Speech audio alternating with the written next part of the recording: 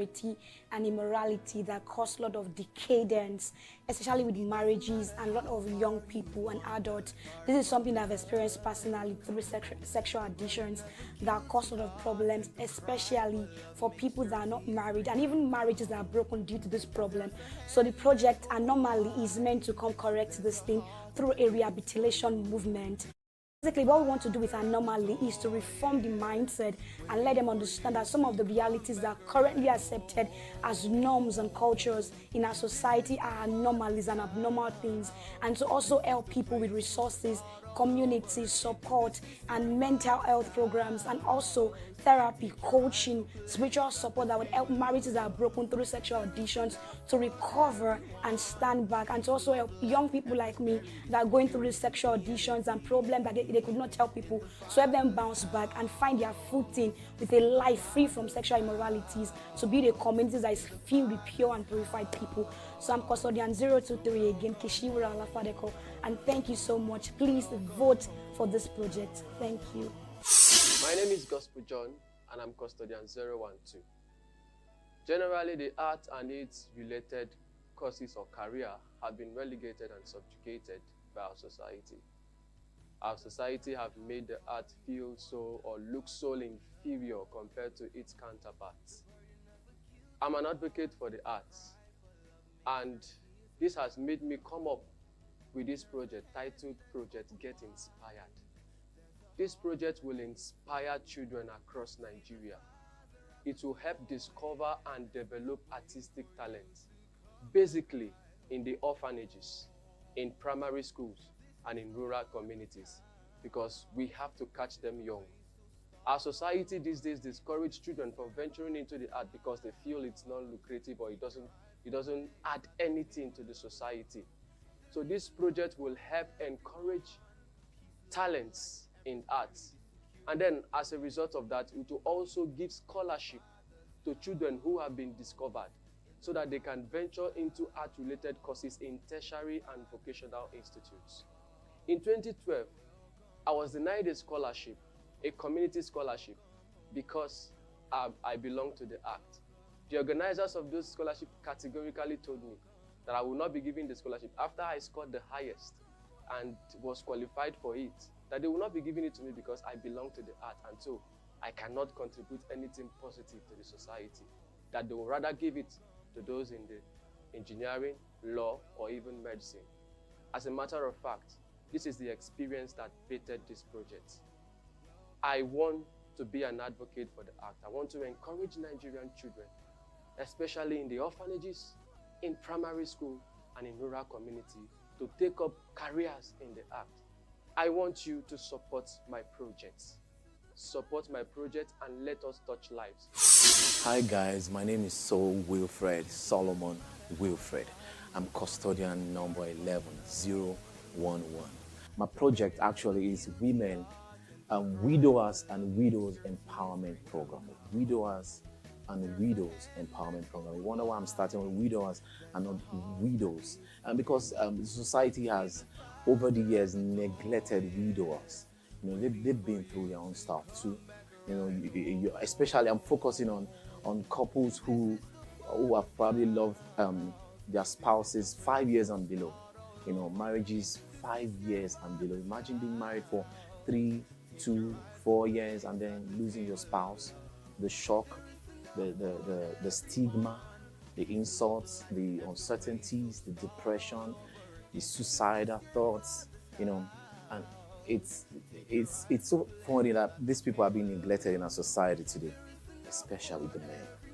You know, I know a young man who got married, and then 3 months after his marriage, he lost his wife. It was painful. He was confused. He didn't know what to do. What happened?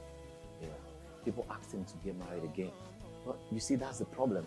When you get married again, so instantly, without going through the grief, you just might be a menace to the society, to your spouse. It's difficult to love so quickly, you know, when you're not properly healed. And that man might just be, you know, trouble for his new spouse. And that young man was me. Yes, I am. got married 3 months after I lost my dear wife. And I died. Nothing could console me. Nothing. Not even the word of God. Because I went into a deep place. Why did God let it happen? Despite our fellowship. I couldn't explain to me. And I've been through my own share of the pain, the ridicule, the uncertainties, the insults. Some people even call me a ritualist. That I killed her, probably used that for money. And I don't want to get emotional, but it was a very difficult period for me. People take advantage of you. The ladies kept coming. Some people want you to get married in 6 months' time. Family members pressure you. They don't know that you're battling suicidal thoughts. I battled suicidal thoughts twice. It took me years to heal. And that's why I want to help a lot of people out there, especially the men. I know what you're going through. We want to help people. We want to partner with the government, partner with NGOs, and create awareness. Come for counseling. We'll counsel you. We'll pray with you. We'll tell you what to expect. You go through your therapy, and then you can be able to overcome. Getting married quickly is not the solution. Trust me, it is not. You still love your spouse, your dead spouse, or you may not believe me, until you go through the healing process like I did. And then in your own time, and according to the timing of God, you'll be married again. Like I'm believing God for another spouse. Thank you. My name is Wilfred Solomon, custodian number 011, Soul Wilfred. Please vote for this video.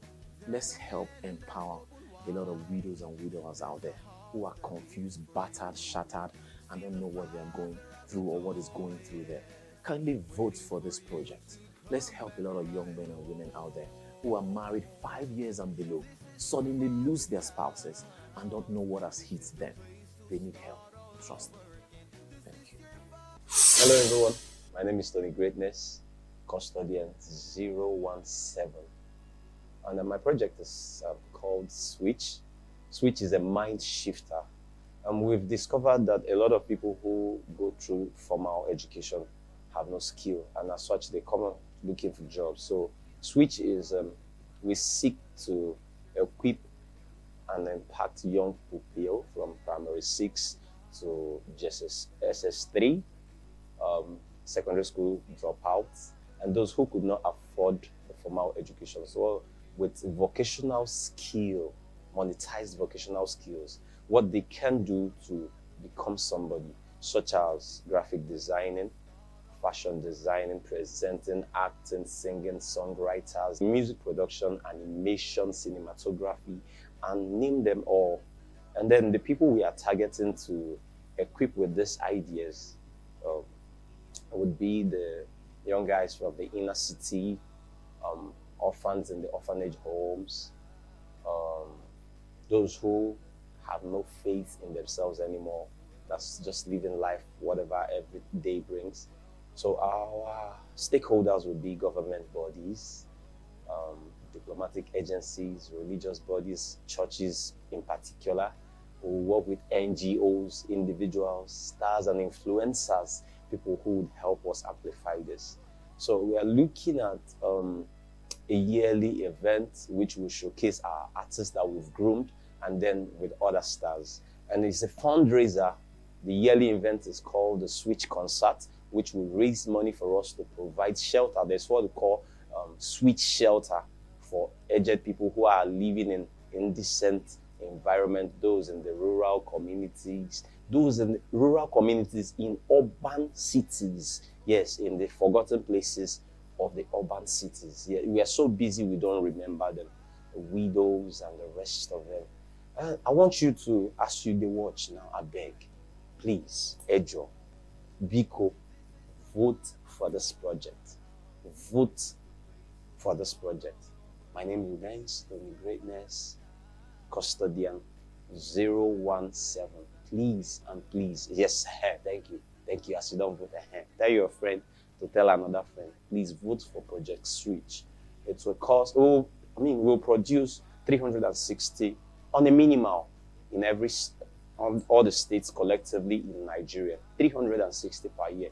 That's a big one. And we have another sub-project which is called Everyone Help One.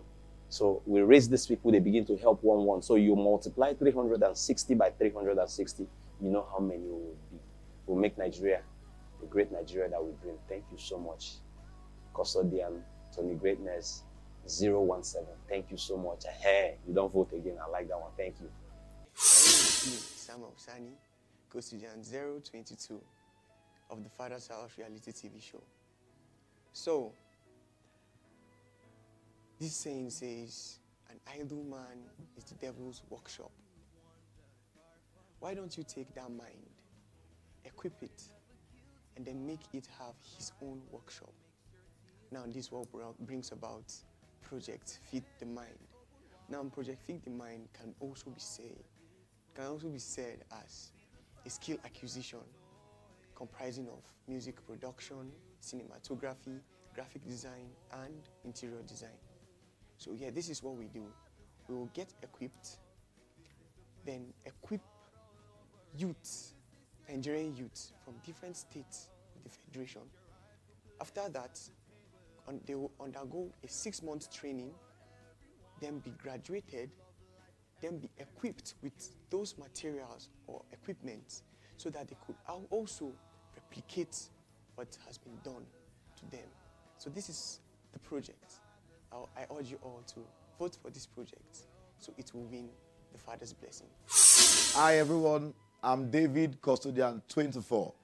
I noticed that there's a problem we're having in our nation, Nigeria, which is job unemployment, and it's really affecting every crooks and crannies of the country. And that is what brought me to this project, which I call Project Have Your Phone, Have Your POS. And somebody out there might ask, what do you mean by Project Have Your Phone, Have Your POS? We're trying to put a platform whereby a phone can be able to also have the ability which POS also have. What do we mean by that? In a phone, there's always a place where it's called a chip, where we put a SIM card, a terminal portal, where we put a SIM card. And also in a POS, we also have a portal where we put the chip of an ATM. So that POS is used for making transactions for and rendering services for goods and services and making payments, while the phones are used for communications. In recent time, when phones came to Africa, mostly people started opening shops for making calls and phone booths and the rest. But now it's no longer that. We only focus more on selling of phone and buying of phone. So this operation, this project,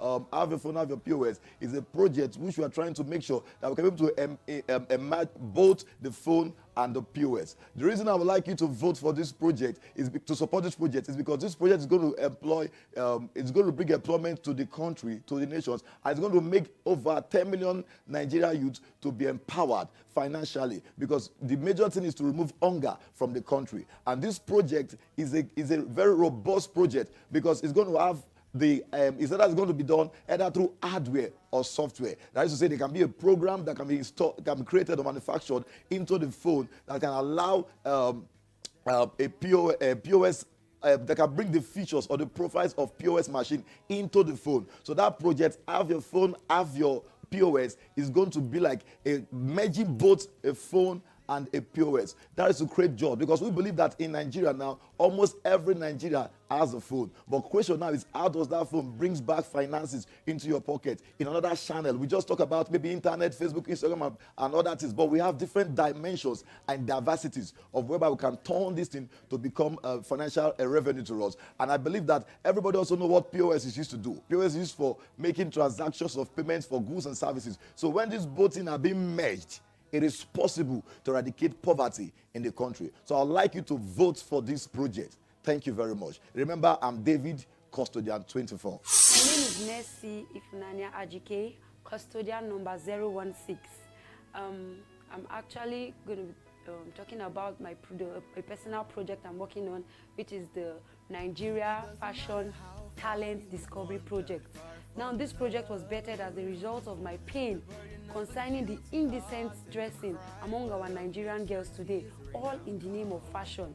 And number two, this project seeks to correct the mindset of Nigerians about fashion. I believe the purpose of fashion has not been discovered, and God has shown me what the purpose of fashion fashion is, he showed me in the Bible in Exodus chapter 28 from verse 2, where he told Moses to make garments for Aaron that would, and he stated the purpose. He said the clothes that would speak dignity and honor, and he said it will bring dignity to his work. So that's the purpose of our wares. Our wares is to speak.